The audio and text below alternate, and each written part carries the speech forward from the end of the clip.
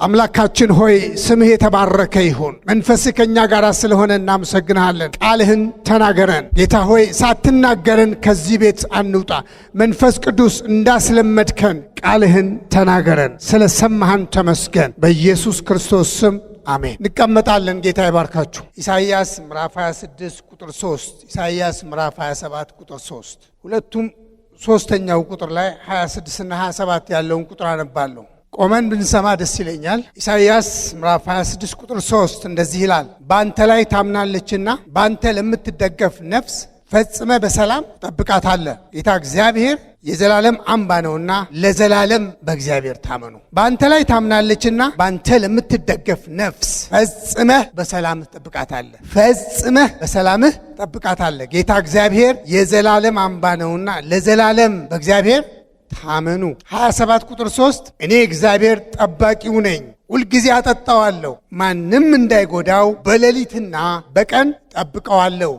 እኔ እግዚአብሔር ጠባቂው ነኝ፣ ሁልጊዜ አጠጣዋለሁ፣ ምንም እንዳይጎዳው በሌሊትና በቀን ጠብቀዋለሁ። ሁለቱንም የኢሳይያስ ጥቅሶች አሁን ምንም ነገር አልናገርም። መጨረሻ ላይ ግን በመደምደሚያ የማነሳው ክፍል ነው። ዛሬ በልቤ ውስጥ ያለው ላካፍላችሁ ያሰብኩት ኢያሱ ምዕራፍ 2 ኢያሱ ምዕራፍ 2 ነው። ምንድነው ርዕስ ካላችሁኝ እግዚአብሔር ምድሪቱን አሳልፎ ሰጥቷቸዋልና ውረሱ የሚል ነው። እግዚአብሔር ምድሪቱን አሳልፎ ሰጥቷቸዋልና ውረሱ። ይህንን ቃል አብረን እንበለው። እግዚአብሔር ምድሪቱን አሳልፎ ሰጥቶናል በሉ። ስለዚህ እንወርሳለን። ኢያሱ ምዕራፍ 2 ከቁጥር 8 እስከ 12 ያለውን ክፍል አነባለሁ። እነዚህም ሳይተኙ ሴቲቱ ወደ እነርሱ ወደ ሰገነቱ ወጣች፣ ሰዎቹንም እንዲህ አለቻቸው፣ እግዚአብሔር ምድሪቱን እንደሰጣችሁ እናንተንም መፍራት በላያችን እንደወደቀ በምድሪቱም የሚኖሩ ሁሉ ከፊታችሁ እንደቀለጡ አወቅሁ ትላለች። ያዙት።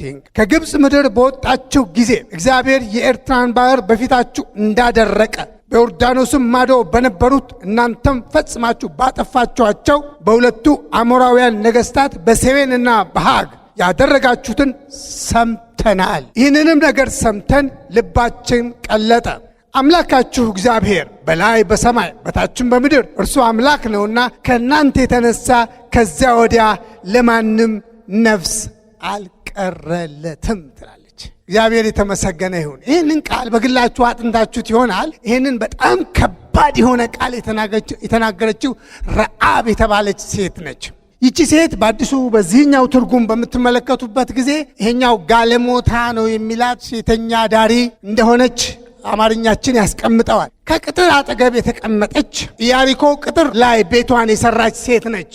ታሪኩን እንግዲህ እናንተ በደንብ ታስታውሳላችሁ። ሁለት የእስራኤል ሰላዮች መጥተው ወዲህ ወዲያ ሲሉ ቤቷ ደብቃ ካሳረፈቻቸው በኋላ በመጨረሻ ሳይተኙ መታ የነገረችው ምስክርነት ነው። በጣም የሚገርም ምስክርነት፣ በጣም ትልቅ መንፈሳዊ መረዳት፣ በጣም ጥልቀት ያለው ዕውቀት።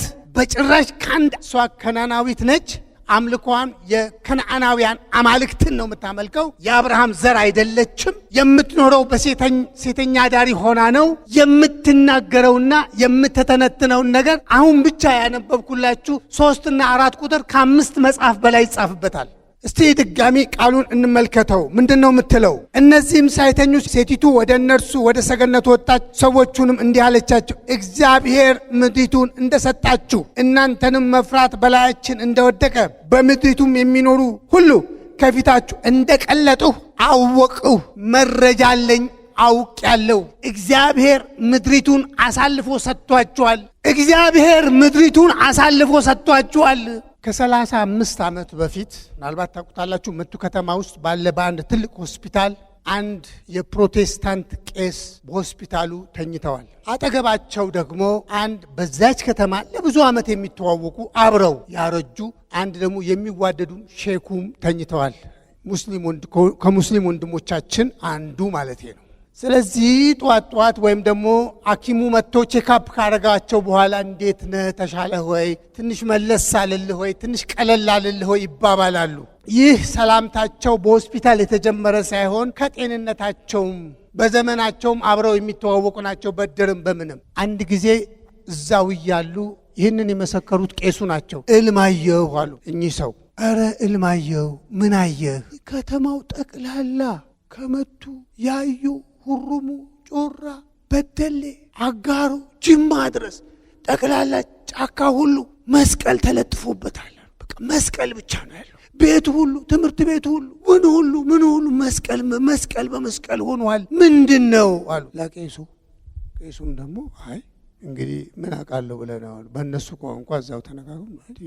እስቲ እንዲሁ ከዛው በቃል ዱዓ አድርግበታ፣ እኔም ጸልያለሁ አንተም ዱዓ አድርግበትና ትርጉሙን እንድታውቃል። መስቀሉ በየቦታው እንዲህ ኧረ አይደለም፣ በመስጊዱም፣ በዛም፣ በሆቴሉም፣ በመኝታ ቤቱም፣ በትምህርት ቤቱም፣ በምኑም፣ በመንገዱም፣ በሳሩም፣ በዛፉም ላይ አዎ እንደዛ እየሆነ ነው። ኢየሱስ እየገነነ ነው። ክብር ለእግዚአብሔር ይሁን። አይቀሬው ነው። ፕሮግራሙ የሰማይና የምድር ነው። ከላይ የታዘዘ ነው። ማንም ሊያቆመው አይችልም። ማንም የዓለም ነገስታት፣ የአፍሪካ ነገስታት፣ የኢትዮጵያ ነገስታት ማንም በማይቃወመው ማንም ሊቋቋመው ቢፈልግ እሳት ነው እየበላው አመድ እያስቀረ ወደ እሳት እየሆነ ነው። ከፊታችን እሳት እየሄደ አመድ እየሆነ ነው የሚቀረው። ክብር ሁሉ ለእግዚአብሔር ይሁን። ምድሪቱን እግዚአብሔር አሳልፎ ሰጥቷቸዋል ትላለች ረዓብ። እነዚህ ሰላዮች ይሰማሉ።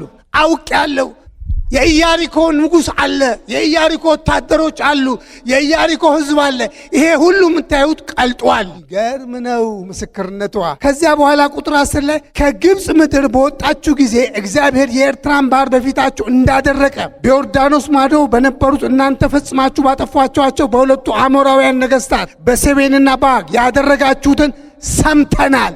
ይህንን ደግሞ ሰምተናል ነው የምትለው። ያኛው ከተማ ውስጥ ነዋሪ ስለሆነች አሁን በኢያሪኮ ከተማ ያለው ኦብጀክቲቭ ሪያሊቲ ወይም ደግሞ እንደ እንግዲህ የመጡት ለስለላ ስለሆነ እንደ ጥብቅ መረጃ ቀልጧል ህዝቡ።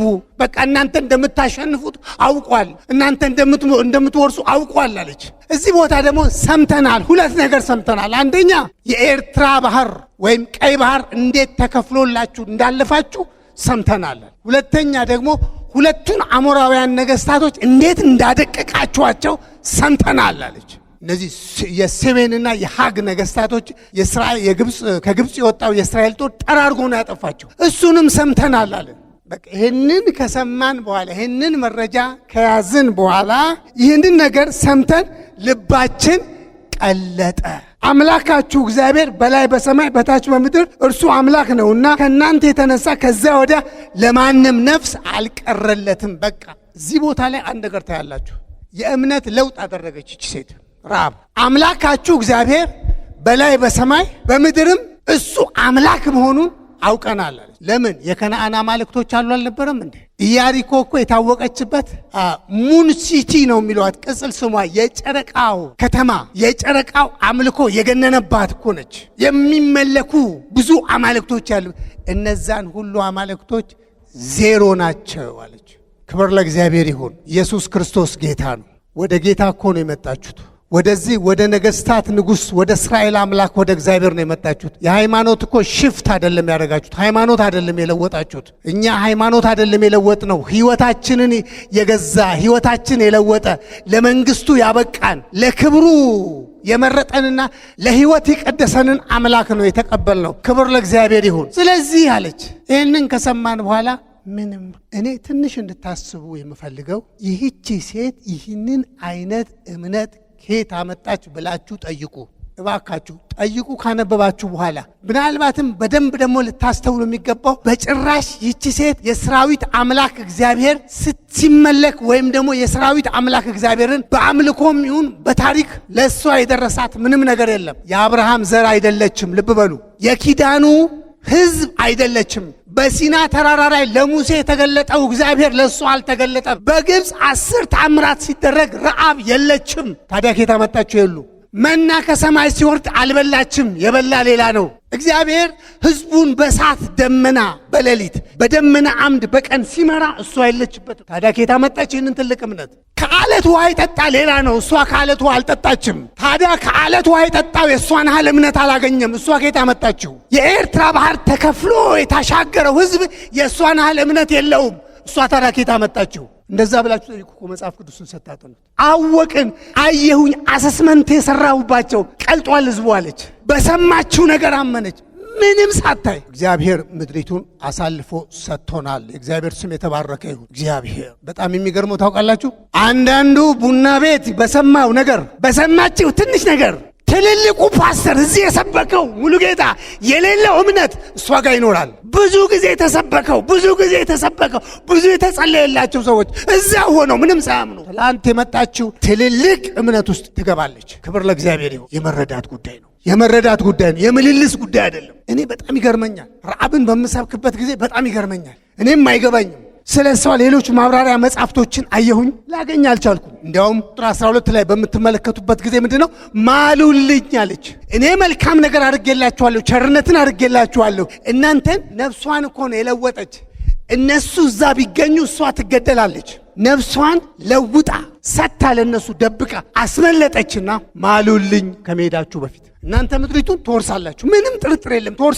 ትወርሳላችሁ፣ ምንም ጥርጥር የለም። ስትወርሱ እቺ ከተማ እናንተ ነች አለ። የኢያሪኮ ንጉሥ እኮ አለ፣ ወታደሩ አለ። እንዴ የኢያሪኮ ከተማ እኮ ታውቃላችሁ በሁለት ደብል ዎል ነው፣ ሁለት ግድግዳ ነው። አንደኛው 12 ፊት ነው ውፍረቱ፣ አንደኛው 6 ፊት ነው የሚለው ፒክቶሪያል ባይብል ዲክሽነሪ ላይ አይቼዋለሁ። ሁለቱ በጣም የወፈረ ውፍረት ያለው ሁለት ግንብ አለ። ጠንካራ ግንብ ምንም ሳይነካ ምንም ጥርጥር የለውም ትወርሳለች። ተው ለእግዚአብሔር ለኢትዮጵያ አንቺ የተባልሽውን እግዚአብሔር እንደሚያስወርስሽ እርግጠኛ ነሽ? ምናልባትም ሊያስወርሰኝ ይችላል፣ ላያስወርሰኝም ይችላል፣ አይታወቅም። ሊወርስም ላልወርስም ይችላል ነው የምትሉት። እንዴት ነው? እርግጠኛ ነሽ ወይ?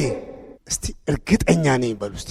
ኢያሪኮ ንቅንቅ ሳይሉ ሁለቱም ቅጥሮች ንቅንቅ ሳይሉ ምንም ቀልጧል ህዝቡ። አምላካችሁ እግዚአብሔር በላይ በሰማይ በታችም በምድር እርሱ አምላክ ስለሆነ ከአሁን በኋላ ልትል የፈለገችው ምንድነው? የከነዓናውያንን አማልክት ዜሮ ሰጥቻቸዋለሁ፣ እኔ የእስራኤልን አምላክ እግዚአብሔርን እከተላለሁ ነው እያለች ያለች። ታሪኳን ወደ ኋላ ነግራቸዋለሁ። ወደ እስራኤል አምላክ ወደ እግዚአብሔር ነው ሄደችው። እንዳለችው ግን ይሄ ወፋፍራሞቹ ሁለቱ ድርብ ወል ቅጥሩ በምንድን ነው የፈረሰው? በመድፍ በሚሳኤል በምንድን ነው? በጩኸት በድምፅ። እግዚአብሔር አስወርስሃለሁ ካለ ማንነትህ ላይ አይደለም የምታየው፣ ብቃትህን አይደለም የምትፈትሸው፣ ችሎታህን አይደለም የምትጽፈው።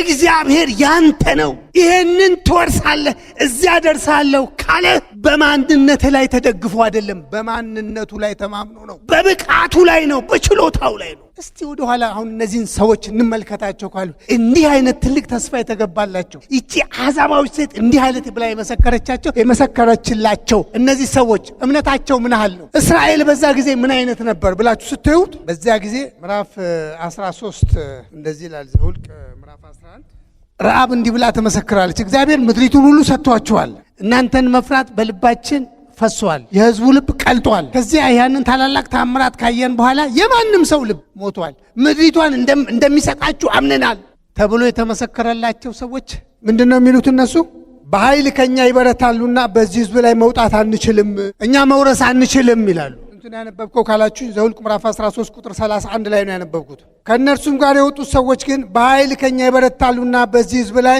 መውጣት አንችልም፣ የዔናቅ ልጆች አሉ፣ ተራሮች ነው፣ በጣም በከፍተኛ ሁኔታ የተጠናከሩ ናቸው፣ ስለዚህ አቅም የለንም። ይኸውላችሁ ህዝቡ የሚለው ምንድን ነው? አቅም የለንም፣ አንወርስም። ጠላት የሚለው ምንድን ነው? ወርሳችኋል፣ ጨርሳችኋል። ጠላቶቻቸው የሚመሰክሩት ምንድን ነው? እናንተ እኮ ምድሪቱን ወርሳችኋል። እነሱ ስለ ራሳቸው የሚሉት ምንድን ነው? አንችልም፣ አቅም የለንም፣ በኃይል ከኛ ይበረታሉ፣ እኛ ደካሞች ነን። ግምጋሜያቸው እኛ ደካሞች ነን ማለታቸው፣ አቅም የለንም ማለታቸው እውነታቸው ነው አይደለም? ፊዚካሊ ለምሳሌ የዔናቅን ልጆች ፐርሰናሊቲ አያክሉም። በጣም ረጃጅም ናቸው፣ በጣም የጦር ሰዎች ናቸው፣ ትልልቅ ናቸው። እስራኤል እኮ ትወርሳለህ የተባለው በሰራዊት አምላክ በእግዚአብሔር ክንድ ነው እንጂ በእሱ ተክለ ሰውነት እኮ አይደለም፣ በሚሊቴሪ ብቃቱ እኮ አይደለም። እግዚአብሔር 31 ነገሥታት አሸንፎ ድል የሰጠው እንዴ! ለምን እንታለላለን? እግዚአብሔር እኮ የተናገረው ነገር ለአንቺ የሚያስወርስሽ እኮ በአንቺ ብቃትና በአንቺ የመዋጋት ችሎታ አይደለም እኮ፣ በኪዳኑ ነው። አሜን በሉ። እግዚአብሔር ስለወደደህ ነው። እዚህ ቦታ እግዚአብሔር ከወደደን ይላል ካሌብ፣ እግዚአብሔር ከወደደን እንደ እንጀራ ይሆኑልናል አለ። ልክ እንደሚበላ እንደ ቀላል ነገር ይሆኑልናል አለ። ክብር ለእግዚአብሔር ይሁን። እስቲ እግዚአብሔር ያስወርሰኛል በሉ። የተናገረኝ ነገር በእርግጥ ወደ እኔ ይመጣል።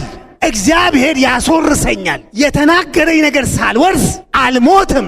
ጥሩነቱ እዚህ ቦታ ላይ ሁለት አይነት ሰዎች አሉ። አንዳንዱ ካሌባውያን አሉ፣ የእምነት ሰዎች፣ ሌሎቹ ደግሞ እምነት የሌላቸው አሉ። ካሌብ ምንድነው? እግዚአብሔር ውረሱ ብሎናል፣ እንወርሳለን። ጠላት ደግሞ ምን ይላል? ትወርሳል አንችላችሁም ብሎ ይመሰክራል። ረሃብ ምንም አይነት የእግዚአብሔርን ታምራት ሳታይ እነዚያ ሁሉ ታምራት የፈሰሰባቸው ሰዎች መና ሲሰለቅጡ የነበሩ በየቀኑ መና እየሰበሰቡ ግጥም አድርገው ሲበሉ የነበሩ እንዴ ከየት እየመጣ ነበር መና የሚበሉት? አላረሱ፣ ከፋብሪካ አላመረቱ፣ ኢምፖርት አላረጉ። ዝም ብለው ጠዋት እየወጡ እየሰበሰቡ ሲበሉ የሰማይ ምግብ እግዚአብሔር እያበላቸው ታምራትን እያሳያቸው ከአለት ውሃ እየጠጡ ቀን በደመና እየተመሩ ማታ በእሳት አምድ እየተመሩ ትልቁ ባህር ቀጥ ብሎ ያሻገራቸው እግዚአብሔር ራሱ በኃይል ከኛ ይበረታሉ። በኃይል ነው እንዴ የኤርትራን ባህር የተሻገረው? ውሃውን በአካፋ እየዛቁ ነበር እንዴ የተሻገሩት? እግዚአብሔር መጥቶ አይደለ እንዴ ክንዱ ያሻገረ? ይኸውልህ ያሻገረህ እግዚአብሔር የተናገረልህን የተስፋ ቃል ይሰጣል። ያ እመነው እግዚአብሔርን። እቺ ሴት እንዳመነችው እመኑ። አምላካችሁ እግዚአብሔር በላይ በሰማይ በታችን በምድር እርሱ አምላክ ነው አለች። ምንም አምላክ ነው፣ ንቅንቅ በሌለበት ሁኔታ አለች። እንዴት አይነት እምነት ነው! እንዴት አይነት እምነት ነው! ያ ሁሉ እስራኤላዊ ያን ሁሉ እግዚአብሔር በሲና ተራራ ላይ ወርዶ እያጨሰ እሳት እያሳያቸው ተራራው እየተንቀጠቀጠ አይተው እንዲያውም እነሱ ራሳቸው ሲመሰክሩ ሙሴ ሙሴ አንተ ተናገረን፣ እግዚአብሔር አይናገረን፣ ይሄ የነጎድጓድ ድምፅ ያውካል አሉ። ይረብሻል፣ ተናወጥን። ስለዚህ አንተ ውጣና እዛው አዳምጥና መጥተህ ቀስ እያልክ በጆሮአችን ንገረን አሉ። እግዚአብሔርም አላቸው አዎ እኔ አምላካቸው እንደሆንኩኝ እንዲያውቁ፣ እኔ በመካከላቸው እንዳለሁ እንዲያውቁ፣ እኔን እንዲያከብሩኝ ነው፣ ላስፈራራቸውም አይደለም እያለ እግዚአብሔር በጸጸት ውስጥ እያረጋጋ ይነግራቸው ነበር። እንዲህም ተነግሯቸው ጠላቶቻቸውን ያዩና በኃይል ከኛ ይበረታሉ፣ አንችልም ይላሉ። አረ የሚችል አምላክ ካንቺ ጋር አለ። የሚችል አምላክ አለ። የተናገረውን ቃል አዳምጥ። የተናገረውን ቃል በራሱ ተማምኖ ወደ ተባለ ቦታ ሊያደርስሽ የሚችል ብቃት ያለው አምላክ እግዚአብሔር አለ። ክብር ለእግዚአብሔር ይሁን። ረዓብ በሰማችው ብቻ እዚህ ቁጭ ብለሽ የእግዚአብሔርን ድንቅ ሥራ አይተሽ የጌታ ድንቅ ስብከት ሰምተሽ የሰዎችን ፈውስ ተረድተሽ አጋንንቶችን በእጆችሽ እግዚአብሔር ሲፈልግ አስወጥቶ ሲያስወጣም አይተሽ የእግዚአብሔር ድንቅ ሥራ ቀምሰን እግዚአብሔርን እንዴት እንጠራጠረዋለን? የሚያምኑ ይፈጥናሉ። የሚያምኑ በእግዚአብሔርና በተስፋው ቃል የሚያምኑ ፈጥነው ወደ ተባለው ቦታ ይደርሳሉ። ፈጥነው ይደርሳሉ። ረዓብ ታውቃላችሁ፣ አንዳንድ የመጽሐፍ ቅዱስ ሰዎች ራኬብ ነው በአዲስ ኪዳን የምትባለው ይላሉ። ራኬብ ማለት ረዓብ ማለት ነው ብለው ብዙ የመጽሐፍ ቅዱስ ሰዎች ይስማሙና ረዓብ ቦዔዝን ወለደች። ቦዔዝ ደግሞ ከሩት ኢዮቤድን ወለደ። ኢዮቤድ ደግሞ እሴይን ወለደ። እሴይ ደግሞ ዳዊትን ወለደ። በክርስቶስ የዘር ግንድ ውስጥ ገባች ይቺ ሴተኛ ዳሪቷ ሴት። ማቴዎስ ምዕራፍ 1 ቁጥር 5 ስታነቡ ራኬብ የሚለው ረዓብ ነው ብለው ነው የሚተረጉሙትና በክርስቶስ ኢየሱስ የዘር ግንድ ውስጥ ገባች ሴተኛ ዳሪቷ ሴት። የትላንት ማንነቷ አይደለም የሚያስፈልገው፣ የዛሬው እምነቷ ነው። የትላንት ታሪክ ተወው። አሁናዊ ማንነት፣ አሁን በእግዚአብሔር ያለ እምነት፣ አሁን ለእግዚአብሔር ድምፅ የምትሰጠው ሪስፖንስ ነው አሁን። ስለዚህ እነ ሩት ወደ ገቡበት። ሩትንም ስታዩት እንደዚህ ነው እኮ ኢዮቤድን ወልዳ ነው። ሞዓባዊት ነች፣ እሷ ደግሞ እቺ ከነዓናዊት ነች። ትናንት ማንኛን የፈለግከውን የፈለጋችሁትም ስሩ፣ በፈለጋችሁ ድካም ውስጥ ግቡ። አሁን ጌታ እግዚአብሔር አምላክ የተስፋው ወራሽ ያደርግሃል። አሁን እግዚአብሔር አምላክ ወደ ሰጠህ በረከት ውስጥ ትገባለህ። አሁን እግዚአብሔርን እመነው። አሁን የእግዚአብሔርን ድምፅ ተቀበል። አወርሳለሁ ካለ ያወርሳል። ይችላል እሱ። ረዓብን በብዙ አይነት ሁኔታ ልታጠኗት ትችላላችሁ። እንዴት ይህንን አህል የሰራዊት አምላክ እግዚአብሔር ልትረዳ ቻለች? እንዴት ሌሎች አልተረዱም? የእስራኤል ሕዝብ ይህንን ቀደም ብዬ ያልኳችሁ ያ ሁሉ ተአምራት እኮ እያየ እግዚአብሔር አንድ ጊዜ እንደዚህ አለ። ዘኍልቍ ምዕራፍ 14 ቁጥር 11 ላይ ይህ ሕዝብ እስከ መቼ ይንቀኛል? በፊቱስ ባደረግኩት ተአምራት ሁሉ እስከ መቼ አያምንብኝም ማለት። የተስፋ ቃል የተሰጠው ትወርሳለህ የተባለው እግዚአብሔርን እንኳን ምን ያህል በተአምራቱ ላይ እንኳን እንደሚጠራ ይህ ሕዝብ አለ እስከ መቼ አያምንብኝም? በፊቱስ ባደረግኩት ተአምራት እስከ መቼ አይተማመንብኝም? ከእንደዚህ አይነት አለማመን እግዚአብሔር ይጠብቃል። ለሙሴ ነው እግዚአብሔር ያለው ከመቼ አይተማመንም? በፊቱ ተአምራት አደርጋለሁ፣ ድንቅ አሳየዋለሁ፣ በሕይወት ውስጥ አልፋለሁ ይኸው የሚለውን እስከመቼ ይጠራጠራል? ኧረ እግዚአብሔርን አትጠራጠረው። ቁጭ ብለህ ከሰባኪው በላይ ነው፣ እኔ ከምናገረው በላይ ነው። እኔ እንዴት አድርጌ እግዚአብሔርን ልግለጸው? ረዓብን እንዴት አድርጌ ልስበካት? እንዴት አድርጌ ስለ እምነት ልናገር? አማርኛዬ የኔም ያንስብኛል። እግዚአብሔር ግን ያስወርስሃል። አስወርስሻለሁ ካለ ያስወርስሻል። አስወርስሃለሁ ካለ በአንተ ልክ አትየው፣ በስብከት ልክ አትየው፣ በእግዚአብሔር ልክ የው። እግዚአብሔር ይችላል። ይቺ ሴት እግዚአብሔር ኢያሪኮን ሰጥቷቸዋል ስትል እግዚአብሔር የኢያሪኮን ግንብ እንዴት እንደሚያፈርሰው አታውቅም። እግዚአብሔር ግን 7 ጊዜ ዙሩት አለ። ከዛ በሰባተኛው ቀን ጩሁ አለ። ተሰብስባችሁ ግፉ አለ። ከዛ በኋላ 1 2 3 በሉና አንዴ ገፋ ሞክር ያዝ አለ። አላለም። ዝም ብለህ ቁም አለ። ምን ሆነ? ፈረሰ። ወዴት ነው የፈረሰ? ወደዚህ ነው የፈረሰ ወይስ ወደ ውስጥ ነው? ሲያፈርስ እንኳን እግዚአብሔር ወዴት ነው ያፈረሰው? ወደ ውስጥ። ለምን? ሰው ውጭ ያለ አይደለም እንዴ? ግንቡ ይላል አርኪኦሎጂካሊ ያጠኑ የጻፉ ሰዎች ስታነቡላቸው ወደ ውስጥ ነው ጠቅላላ የፈረሰው። ጠንቃቃው ኢየሱስ ተጠንቅቆ ይባርካል። ደግሞ አለምልሞ መጀመሪያ አንተነትህን ሰርቶ የተንቀየቀየ በረከት ያለው ሰው ሳይሆን የሰከነ ክርስቶስን የመሰለ የተረጋጋ። ሃሌሉያ! ክብር ለኢየሱስ ይሁን። ይችላል እግዚአብሔር። በጣም ብዙ ድንቅና ታምራት ታያላችሁ። ወደዚህ ወጣ ብላችሁ የእግዚአብሔርን ነገር ስታያችሁ ከልምምዳችሁ በላይ ይዛችሁ ከሄዳችሁ በላይ ምን ከ40 በላይ ነገር መናገር እችላለሁ። እኔ እንኳን በማስታወሻ የጻፍኩት አንዱን ነው የተናገርኩት። እግዚአብሔር ይቻለዋል። በብቃት ላይ አይደለም፣ በብቃቱ ላይ ነው። እኔነቴን አልተማመንም፣ ሴት ጸሎቴን አልተማመንም፣ ልምምዴን አልተማመንም። ኢየሱስን ብቻ ነው የምተማመነው። እሱም የሚፈልገው ይሄ ነው። ክብር ለእግዚአብሔር ይሁን። ታውቃላችሁ በአዲስ ኪዳን ደግሞ አንድ በጣም የሚደንቀኝ ሰው እሱን ልጥቀስላችሁና በጣም የምወደው ሰው ነው። ይህም ደግሞ ጠንካራ የእምነት ሰው ነው። ምን ይዞ አመሰገነ? እናንተ ናችሁ የምትፈርዱት። ሉቃስ ምዕራፍ 2 ላይ ያለው ስምዖንን ታስታውሱታላችሁ። አልሞትም ይላል። አልሞትም፣ እግዚአብሔር ያለውን ነገር ሳላይ አልሞትም።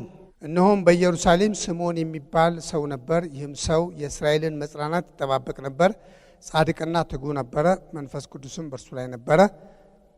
በጌታም የተቀባውን ሳያይ ሞትን እንዳያይ በመንፈስ ቅዱስ ተረድቶ ነበረ። በጌታም የተቀባውን ሳያይ ሞትን እንዳያይ በመንፈስ ቅዱስ ተረድቶ ነበር። በመንፈስ ቅዱስ የተረዳው ምንድን ነው? አልሞትም። እግዚአብሔር የተናገረኝን ነገር ሳላይ አልሞትም። ሰይጣን ነው ትሞታለህ። ይሄ እኮ በውስጥ ቱርቱር የሚለው በሽታ እኮ ይገልሃል። ብልጭ ድርግም የሚለው እኮ ይገልሃል። አይ አልሞትም። በጌታ የተቀባውን ሳላይ አልሞትም። ተስፋውን እንዲህ ጨብጦ አልሞትም። ስንት ዓመቱ ነው? እዩትና አብራ አንዳንድ በደንብ አጥኑትና እስከነ እድሜውም 80 ምናምን ይመስለኛል። እንደዛ አልሞትም። ይህ ሰው በጣም የሚገርማችሁ ነበር። ይህም የእስራኤልን መጽናናት ይጠባበቅ ነበረ። ጻድቅ ነው፣ ትጉ ነው፣ መንፈስ ቅዱስም በእርሱ ላይ ነበረበት። የሚጠባበቅ ሰው ነው፣ በጽድቅ ይመላለሳል። የሚጠባበቅ ሰው ነው፣ ትጋት አለው። የሚጠባበቅ ተስፋውን ይጠብቃል። በመንፈስ ቅዱስ ሙላት ይወጣል፣ በመንፈስ ቅዱስ ሙላት ይገባል። አንዳንድ ጊዜ አንዳንዶች እግዚአብሔር የተናገራቸው ነገር ይዘገይባቸውና አይ እግዚአብሔር ተናግሮ ነበር ግን ዘገየ፣ ጠበቅኩት ዘገየ፣ ስለዚህ ሌላም ነገር ልሞክር ብዬ ነው። ጠበቅኩት ዘገየ፣ ግን እስቲ ሌላ ደግሞ ነገር ልሞክር። እግዚአብሔር ቢዘገይ ይጠበቃል። ዘገየ የምትለው አንተ ነህ።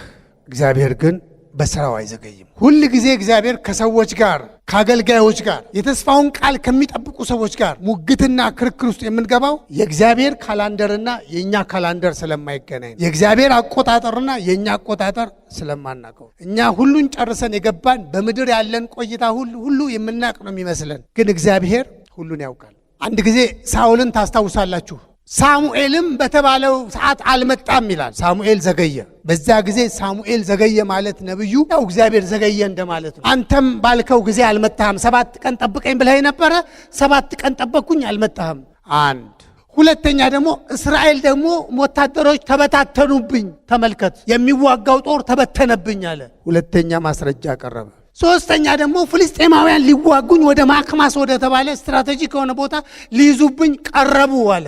ስለዚህ ሳልታገስ መስዋዕቱን አቀረብኩኛል። ነብዩ ምን አለ?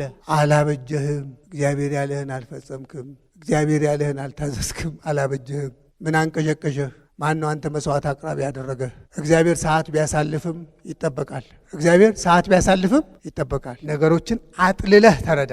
ጥፍፍ ያለ እውነት ያዝ። እግዚአብሔርን ጠብቀው፣ ያከብረሃል። እግዚአብሔርን ጠብቀው፣ ይመጣል በሰዓቱ። ክብር ለእግዚአብሔር ይሁን። ይህ ሰው ወደ ስምዖን ልምጣና ትጉ ነው፣ ጻድቅ ነው፣ በመንፈስ ቅዱስ ደግሞ የሚወጣ የሚገባ የተሞላ ነው ይለዋል መጽሐፍ ቅዱስ። ከዚያስ በኋላ በዚህ ሁኔታ ላይ ሆኖ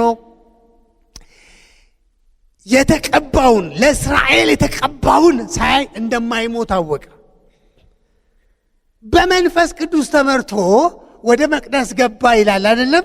ከዚያ በኋላ እንደ ሥርዓቱ መሰረት ኢየሱስ ክርስቶስን በስምንተኛ ቀን ወደ እግዚአብሔር መቅደስ ያገቡትን ይዘውት መጡ ይላል። ተቀበለው። በእጁ የያዘው ምንድን ነው? ንገሩኝ እባካችሁ፣ ቢያንስ መዘምራን ንገሩኝ። በእጁ የተቀበለው የስንት ቀን ልጅ ነው? የስንት ቀን ልጅ ነው? የስምንት ቀን ልጅ ነው። አሁን የስምንት ቀን ልጅ ይዞ የእስራኤል ተስፋ የእስራኤል ታሪክ ለዋጭ ብሎ መናገር ይቻላል? ምናልባት የሆነች ትክትክ እንኳን ቢይዘውስ አይባልም። ተራ ሰዎች ናቸው እኮ። አሁን እኛ መጽሐፉን አንብበን ስለጨረስን ነው እንጂ እስቲ ወደዛ ተመለሱና አንድ ትንሽ ሕፃን ልጅ ይዞ ይሄ አለ ለአሕዛብ ሁሉ ብርሃን የሚገልጥ ነው አለ፣ ለእስራኤል ደግሞ ክብር ነው አለ። ትንሽ ነገር ይኸውላችሁ፣ እግዚአብሔር እንዲህ ነው የምታምነው። በመንፈስ መረዳት ያስፈልጋል። ይሄ የእግዚአብሔር የቃል ብርሃን፣ ይሄ ልበ ብርሃን መሆን የመንፈስ ቅዱስ ብርሃን ካልመጣ እንዴት እችን የምታክል ልጅ በጨርቅ የተጠቀልቶ ይሄንን ነው ስጠብቅ የነበርኩት እንዴት ይታመናል? እንዴት እንዴ! አልዓዛር ሲያስነሳ እኮ አላየም ስምዖን። አልዓዛር ሲያስነሳ እኮ አላየም። ሲያስተምር እኮ አልሰማም ስምዖን።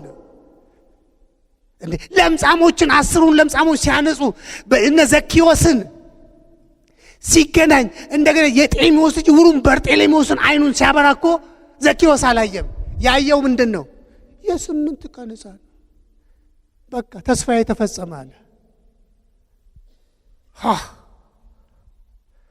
አይ መረዳት፣ ጥልቀት፣ የእግዚአብሔርን ቃል በትክክል ከእግዚአብሔር ባህሪ ጋር መረዳት። በቃ ከዚህ በኋላ ምን አለ? ውሰደኝ ከዚህ በኋላ አለ።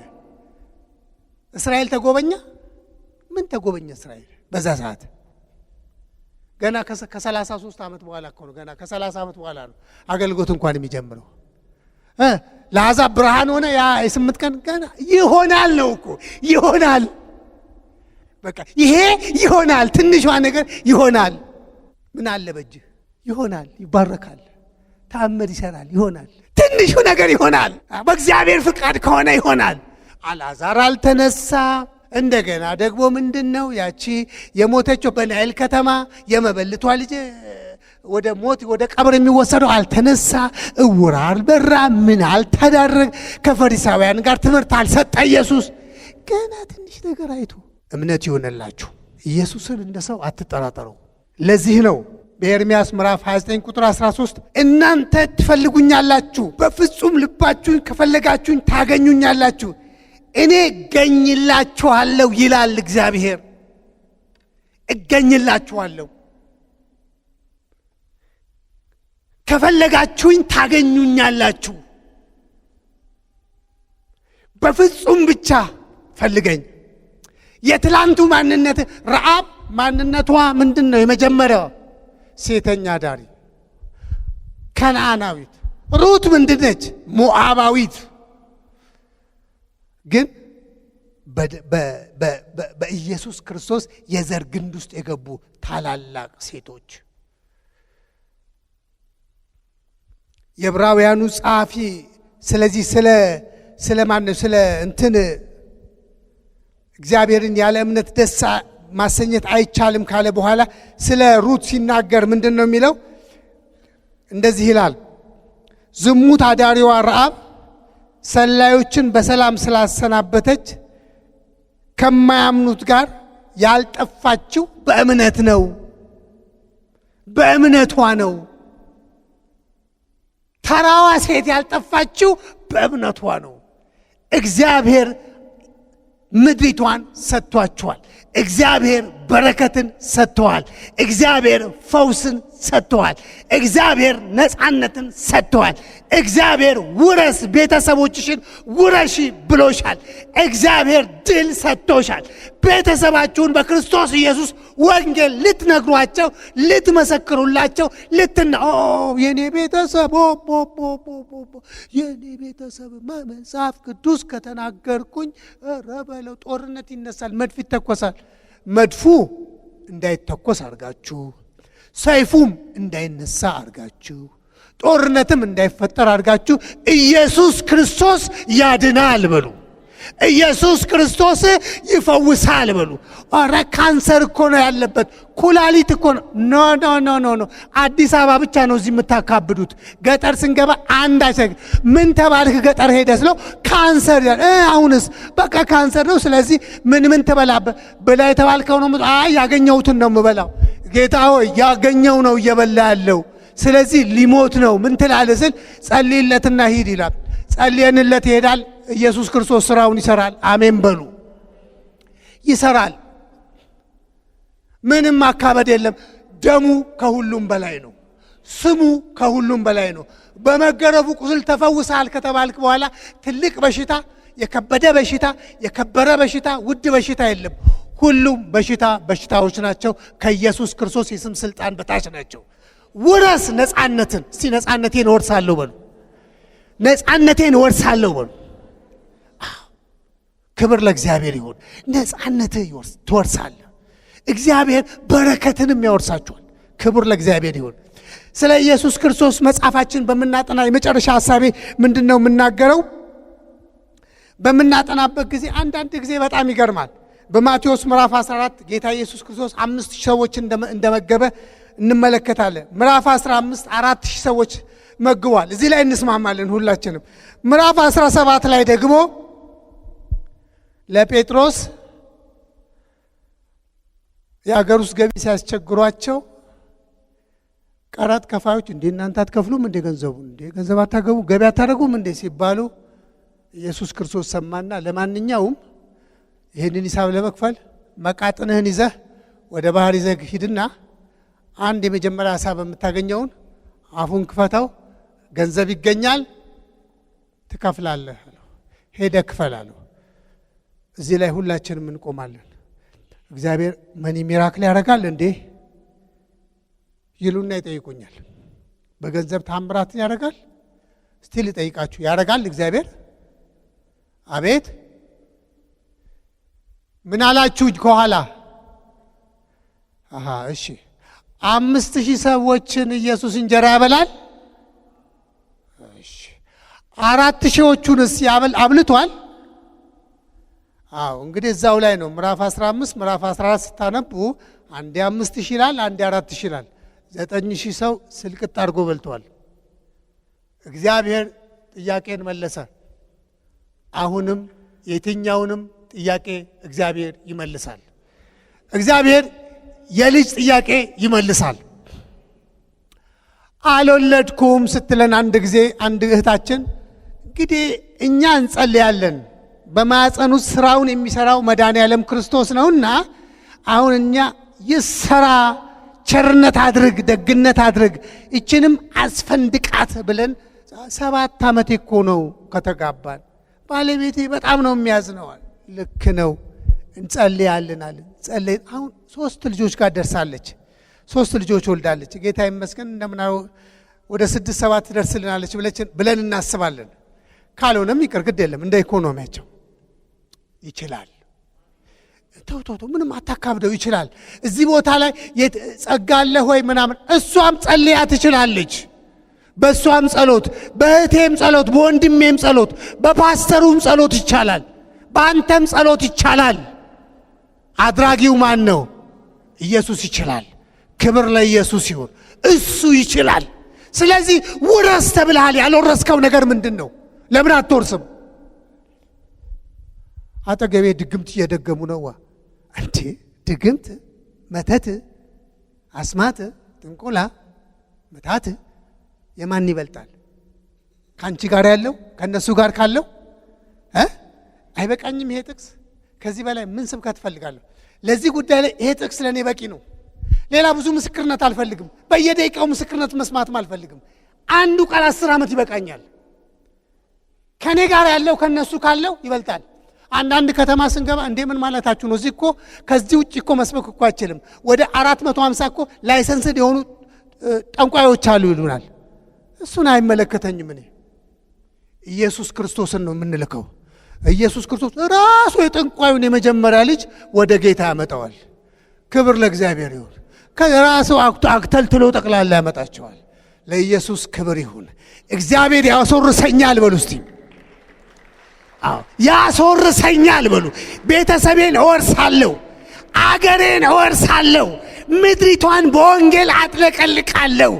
ማንኛውንም ኃይል ሰብረን እንገባለን። የትኛውም መተት የትኛውም ድግምት አያስቆመንም። የትኛውም ምድሪቷን ለክርስቶስ እንሰጣለን። ፔሬድ። ይህንን ሰርተን በሳጥን እንገባለን፣ እንሰበሰባለን። ተነስተን እንቁም ሁላችንም።